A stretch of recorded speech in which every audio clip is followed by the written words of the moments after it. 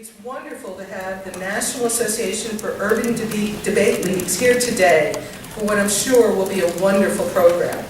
I'm delighted to welcome you here today to our National Museum of American History, the place we all gather to learn more about who we are and what we can be.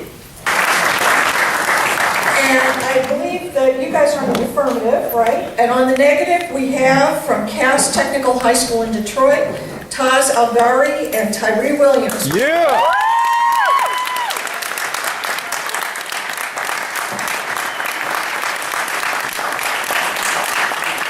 So, without further ado, best of luck to our debaters, and on with the debate. Report concluded. As of right now, only 15% of federal gas tax revenue is dedicated for mass transit. This neglect on mass transit has resulted in poor systems or no systems running through urban areas. Thus, my partner and I propose the following plan. The United States federal government should substantially increase its investment in the urban mass transit system. So you're proposing a way to solve poverty is to increase mass transit? Well, certainly alleviating the struggles brought upon by poverty by allowing accessibility and Thank opportunity. you. Why are people in poverty? Well, people in poverty, for many reasons, there's a lot of structures set up, and what we're advocating for. So the lack of mobility is not why people are in poverty? No, not necessarily. So solving mobility will not help people get out of poverty? It will help simply because of the fact that they now have access to a lot more. Didn't you just say that mobility is not the solution? So because it's not the cause doesn't mean it won't help. Is it the solution? It is the solution. Okay. Are there any people that are poor who do not own cars? Who do own cars? Well, I'm pretty sure the majority of people that are impoverished don't necessarily obtain automobiles. And But if there are people who are poor who own cars, why are they still poor if they have mobility? we're trying to focus on those that don't have any sense of mobility. But if there is mobility and there is still poverty, then how can your mobility change it?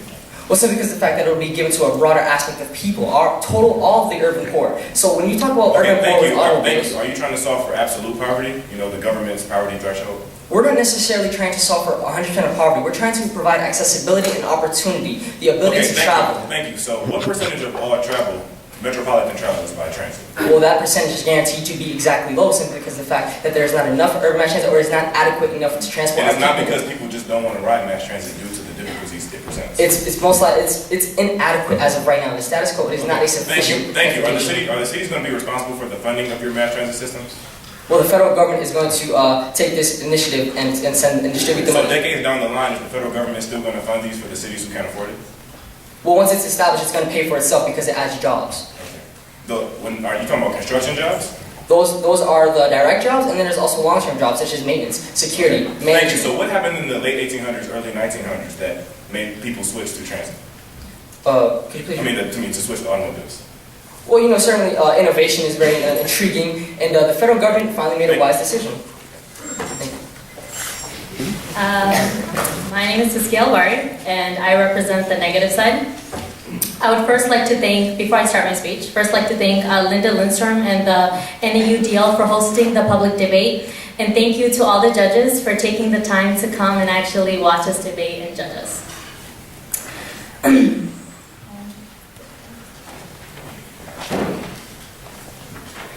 Sorry. Right.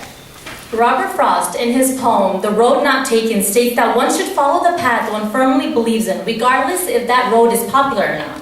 The affirmative has proposed that our government should increase its investment in mass transit.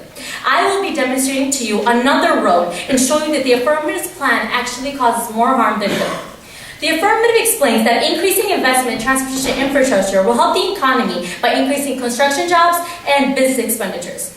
And at most times, spending is may be the best way to help the economy. However, the affirmative fails to inform you that due to our current fiscal circumstances, the perception and need to spend will not only ruin our economy, but our national policies as well, such as reforms in healthcare, foreign aids, and social services. These national policies are important in the sense that they aid the hardworking citizens of our country by paying their medical bills, aiding their special needs, etc. According to the National Transportation Policy Project, as of June 2011, our national political discourse today is characterized by strong disagreements about the appropriate level of government spending and is overwhelmingly resistant to any new taxes. Due to our most recent debt crisis, spending unnecessary money is impractical and potentially harmful. Our fiscal discipline is what helps the United States have a powerful and effective political government. Therefore, large spending programs for transportation infrastructure could undermine fiscal discipline because the amount of money spent will force the government to rely on deficit spending. The government and the people themselves will not receive the full benefit of such an expensive plan.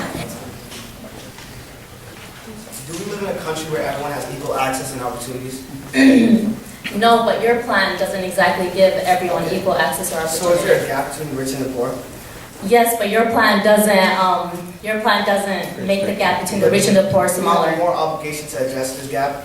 Yeah, but that's not what your plan is doing though. Is fiscal discipline how wisely we spend money? Yes, fiscal discipline is how wisely the government spends its money. So are plans that create jobs worth investing in?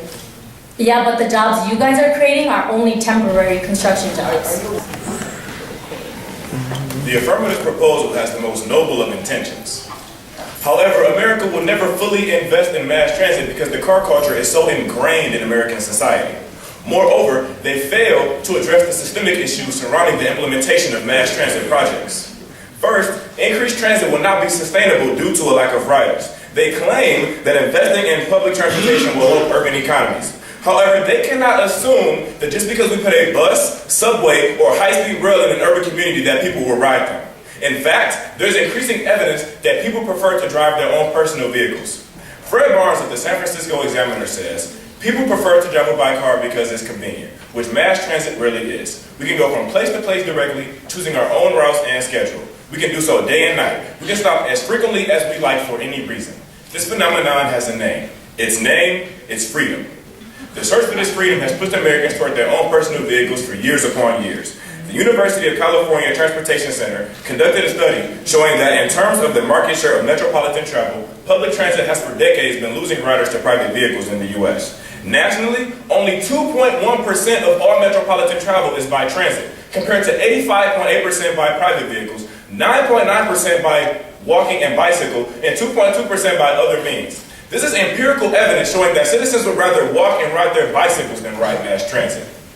The transit systems are just too limiting, and the predetermined routes do not let people go where they want to go. Also, not all jobs will be near the stops on the transit route. Second, investments in transit projects spur a phenomenon called gentrification. Even though the affirmative claims to be helping the urban community, all they will do is amplify the plight faced by the lower class. The targeted riders are people who do not own cars, yet the only people who will live close enough to these transit systems will be people who do.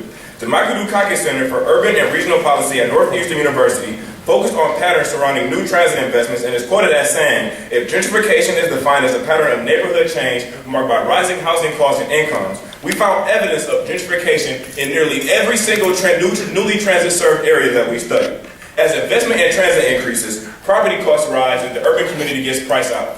Rent and taxes suddenly become more expensive, and since the same people that the affirmative claims they're helping can't pay their bills anymore, they lose their homes.